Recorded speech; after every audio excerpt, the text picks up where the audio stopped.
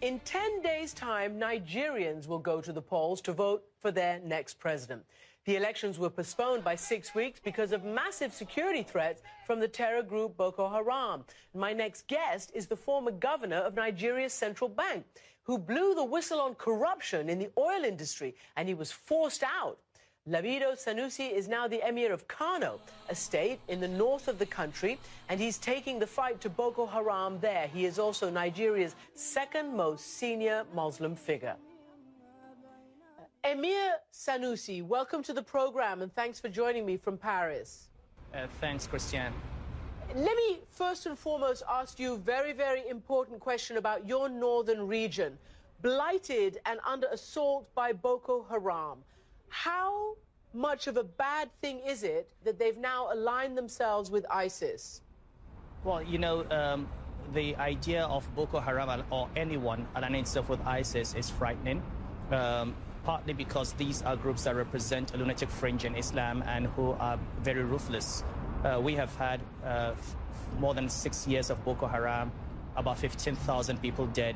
The prospect of their getting financial support, military, logistics support from a group as ISIS basically frightens all of us. However, there is progress made in Nigeria now in getting territory back from Boko Haram.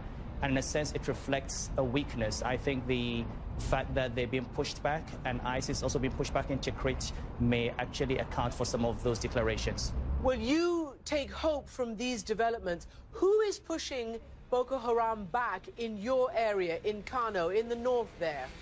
Well, it's largely, at the moment, international armies from Chad, from Niger, from Cameroon in the northeast. There's the Nigerian army, and we hear there are also mercenaries from South Africa. Unfortunately, this is we're paying the price for passivity for 6 years. This is something that should have happened many years ago. But in the last 6 weeks, there has been progress, and we must encourage the state to do that and protect lives and property. You yourself have had your own life threatened because of the way you spoke out against Boko Haram. How safe are you, and can you actually, you know, succeed in your campaign to isolate them and to bring progress to your region? Well, first of all, Christian, if I had a way of knowing, for example, that if Boko Haram took my life, they would stop killing people in Nigeria, I'd gladly give up my life. I have nothing else to live for. I've achieved everything I've wanted to achieve. I think the important thing is for every Muslim leader to speak up and for the Muslims to let the world know that this is not Islam, for the society not to accept them and society not to give them accommodation, for the state to protect the people to the best of its ability, and for genuine grievances to be addressed. We have a very unequal society, vertically and horizontally. There's a lot of poverty. There's a lot of unemployment. There are conditions that have been created that make it possible for youth to be radicalized. All of these have to be addressed at one and the same time. But silence or fear will not be a solution, and it will not stop them from targeting leaders. I'd like to play for you a little bit of an interview that I did about another issue that is quite close to your heart, and that is corruption.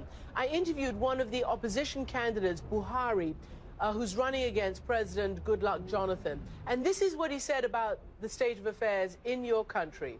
There are serious citizens of this country that said, unless Nigeria kills corruption, corruption will kill Nigeria. So, from your perspective, Emir, will Nigeria kill corruption, or is corruption going to kill Nigeria? I think for a long time the Nigerian state has been captive to vested interests, and the state has been a site for the extraction of rent. I think the Nigerian political elite must recognize that if this does not change, the country cannot survive indefinitely. We cannot continue like this. There has to be investment in capital. There has to be investment in infrastructure, in power, in healthcare, in education. The state cannot just exist to make a few people very rich. Corruption is an old story in Nigeria. The perception has always been bad. I don't think we've helped matters by being in denial. I have spoken a lot about this in the past. I don't want to say too much because we're too close to an election, and I don't want to be accused of getting into politics. But General Buhari is right. We need to do something about corruption. if the country is going to survive. Well, I mean, you are pretty much quite uniquely positioned to speak about it. After all, you were ousted from your position as governor of the central bank because of the expose on the mismanagement of the National Petroleum Corporation, apparently misappropriating, according to you, $20 billion in public funds. You know, these are not peanuts. This is whole-scale thievery that obviously affects the development of your country and your people. Is there any hope that this will be changed after an election? Well, you know, my position in the central bank was always that there was this gap of 20 billion between, after reconciliation, between what NNPC exported and what is repatriated to the Federation account. And I raised a number of issues that I think have not yet been discussed and addressed sufficiently. One of them is billions of dollars being paid in kerosene subsidy without appropriation by the National Assembly and against a presidential order, and we don't know who authorized those payments yet. Nobody has owned up to say, I authorized the payments, I made a mistake, it will stop. I think those issues need to be addressed, and until we address them and begin to close all the loopholes in government revenues, we're going to continue to create opportunities for extraction of rent and for the destruction of the economy. Now, it could be 20 billion at the end of the day. After reconciliation, they could account for 10 or 12. I do know that these issues reflect unconstitutional and illegal withholding of revenues from the Federation account. The country is paying the price today. Oil price has crashed. The currency has been devalued. The stock market has collapsed. Government revenues are in very bad shape.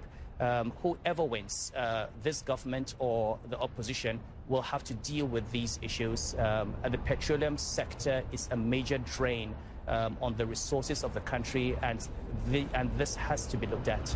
Do you think there is a sense, whether this government or another government, that they care about the North, that they will do something to empower and ameliorate their lives so that it doesn't become a recruiting tool for Boko Haram going forward?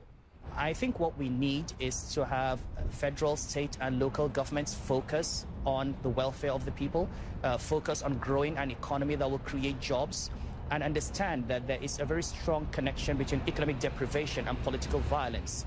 Many of these things are not just crazy harebrained ideas. They're born out of political calculation to change economic conditions and create opportunities for some people. And they're also born out of the huge inequalities that we see between the rich and the poor and among different regions of the country.